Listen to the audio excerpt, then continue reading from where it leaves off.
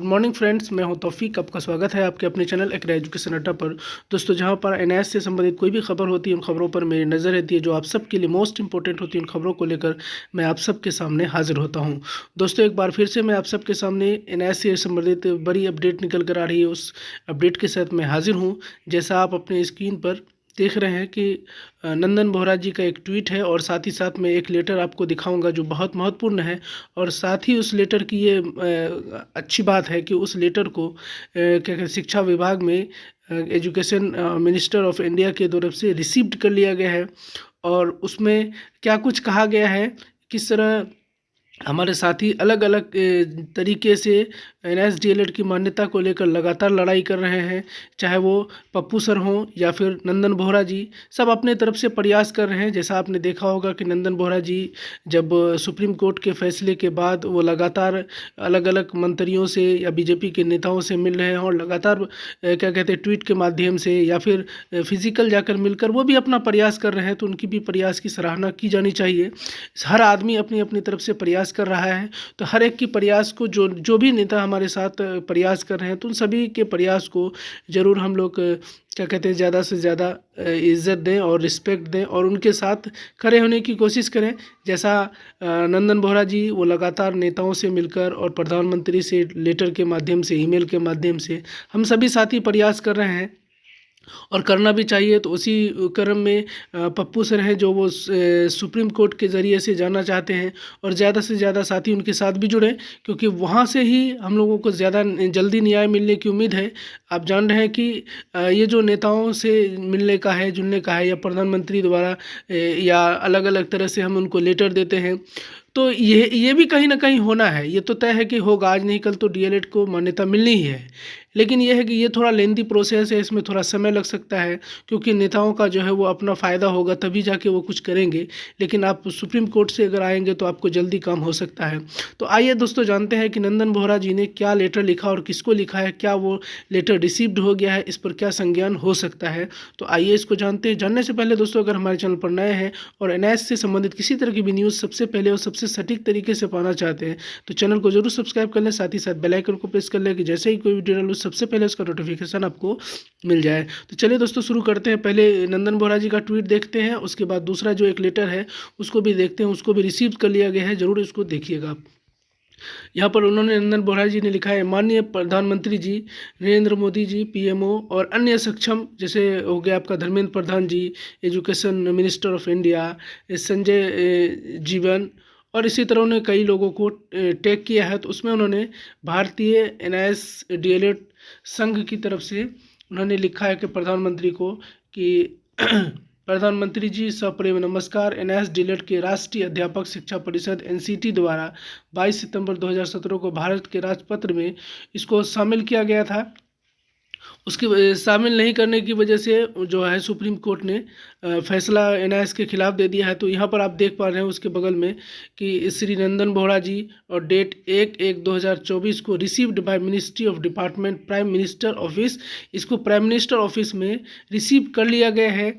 और यहाँ पर बाकी सभी जो है वो दिया हुआ है कि किस तरह क्या कहते हैं, लेटर को रिसीव कर लिया गया है। तो हो सकता है कि इस पर जल्द संज्ञान लिया जाए। तो हम लोग तो यही उम्मीद करते हैं कि इस पर संज्ञान लिया जाए और जल्दी से जल्दी एनआईएस डीएलएड की जो मान्यता है उसको दे दिया जाए, जिससे कि लाखों शिक्षक अभ्यर्थी पूरे भारत के अंदर परेशान हैं। हर जगह बहाली की प्रक्रिया चल रही है और लगातार परेशान है, तो उन सबको कहीं ना कहीं राहत मिलने की उम्मीद कर सकते हैं। दूसरी खबर की बात करें तो देखिए, यहाँ पर जैसा मैंने आपको अभी बताया कि एक लेटर है, जिस लेटर में honourable minister of education government of India को लिखा गया है। और इसको यहाँ ऊपर में आप देख सकते हैं कि रिसीव भी हो गया स्कूल एजुकेशन लिटरेसी में। और तो आइए जानते हैं इस लेटर में उन्होंने क्या लिखा है और क्या कुछ कहा है। तो यहाँ जैसा आप देख रहे हैं कि श्रीमान सेवा में विषय है एनसीटी द्वारा recognisation order, NRC, NCT, NIS registration 275 part 3 meeting number meeting 2017, date 22/9/2017, recognisation order 18/24/59/61 के संबंध में महोदय उक्त रिकॉग्नाइजेशन ऑर्डर को एनसीटी न्यू दिल्ली द्वारा 2017 में स्पीड पोस्ट द्वारा the manager government of India press को प्रेषित किया गया था, जिसका डिस्पैच नंबर इतना है 1,82,467 है। यह सूचना एनसीटी न्यू दिल्ली के एनसीईआरटी से आरटीआई एक्ट 2005 में तहत मांगी गई थी। सूचना का रिप्लाई निम्न प्रकार से है: the copy of order has already been dispatched to the manager government of India press through speed post vide dispatch number क्या कहते हैं 182459। यानी यहाँ पर जो है जब हमारे किसी साथी ने आरटीआई लगाया तो एनसीटी ने जवाब दिया कि हम इस जो गैजेट है इसको प्रेस को भेज चुके हैं, लेकिन उसका अभी तक कोई अता पता नहीं है। तो इसलिए उन्होंने लिखा है कि महोदय, इसके बाद हमारे द्वारा publication department government of India publication civil lines Delhi RTI के तहत इस संबंध में सूचना मांगी गई। तो उक्त रिकॉग्नाइज ऑर्डर को gadget published in part 3 section 4 of gadget of India के प्रकाशित क्यों नहीं किया गया?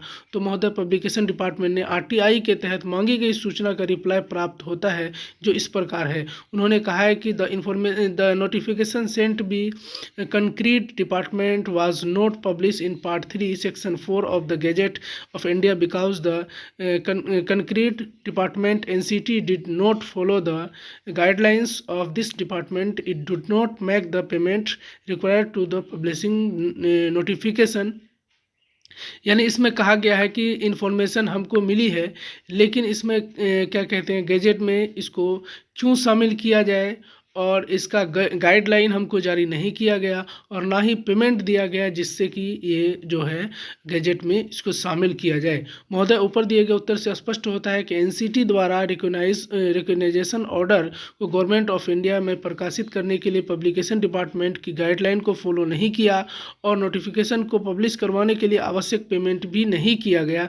अतः आपसे निवेदन है कि उक्त रिकॉग्नाइजेशन ऑर्डर में गैजेट ऑफ इंडिया में प्रकाशित करने में रह गई कमियों को दूर करके गैजेट ऑफ इंडिया को अतिशीघ्र प्रकाशित करवाने का कष्ट करें। तो यहाँ पर एक लेटर लिखा गया है जो आरटीआई लगाया गया था, उसमें जो के लेटर का जवाब आया था। तो उसके बाद एजुकेशन मिनिस्टर ऑफ इंडिया को ये लेटर लिखा गया है कि जो एनसीटी द्वारा गैजेट को जारी करने के लिए स्पीड पोस्ट किया गया था उसका क्यों नहीं किया गया। तो उसके लिए जो भी काम बाकी है उसको कराने का क्या कहते हैं आवेदन दिया गया है। तो उम्मीद करते हैं दोस्तों कि इस तरह ये जो है ये रिसीव भी कर लिया गया है डिपार्टमेंट ऑफ एजुकेशन भारत की तरफ से। तो दोस्तों, हम सभी लगातार अपनी तरफ से प्रयास कर रहे हैं। मेरा जो यूट्यूब पे काम है तो हम यूट्यूब पे कर रहे हैं और साथ ही साथ एनआईएस को लेकर लगातार अपने ज़िले में जहाँ पर हम प्रयास कर सकते हैं उन सभी तरीके से हम भी प्रयास कर रहे हैं। आप सभी भी हर तरह से प्रयास करते रहिए। साथ ही साथ अगर आप पप्पू सर से जुड़ना चाहते हैं तो पप्पू सर के साथ ज़रूर जुड़ जाएँ और उनके साथ अपना साभिकता क्या कहते हैं फंड जो जमा किया जा रहा है उस फंड को ज़रूर आप दें। आप कुछ ना कुछ मदद ज़रूर करें, इसलिए कि ये बहुत लंबी लड़ाई है, बहुत ज़्यादा खर्च होने वाला है और अच्छा वकील लग के हम जब तक लड़ेंगे नहीं तब तक हमें कामयाबी बहुत मुश्किल नज़र आ रही है। तो इसीलिए उम्मीद कर सकते हैं कि इधर से जो हमारे साथी प्रयास कर रहे हैं उनका भी बहुत बहुत धन्यवाद और लगातार हर तरह से अपनी तरफ से जो लोग प्रयास कर रहे हैं उन सब का मैं बहुत शुक्रगुजार हूँ और सभी लोग अपनी तरफ से प्रयास करते भी रहें और जो भी आपसे बन पड़ता है वो ज़रूर आप करें। और चलिए दोस्तों, अगर ये वीडियो आपको अच्छा लगा हो तो लाइक और शेयर जरूर करें। साथ ही साथ अगर हमारे चैनल पर नए हैं एनआईएस से डीएलएड से संबंधित कोई भी खबर सबसे पहले और सबसे सटीक तरीके से पाना चाहते हैं तो चैनल को जरूर सब्सक्राइब कर लें। साथ ही साथ बेल आइकन को प्रेस कर लें कि जैसे ही कोई वीडियो सबसे पहले उसका नोटिफिकेशन आपको मिल जाए। चलिए मिलते हैं अगली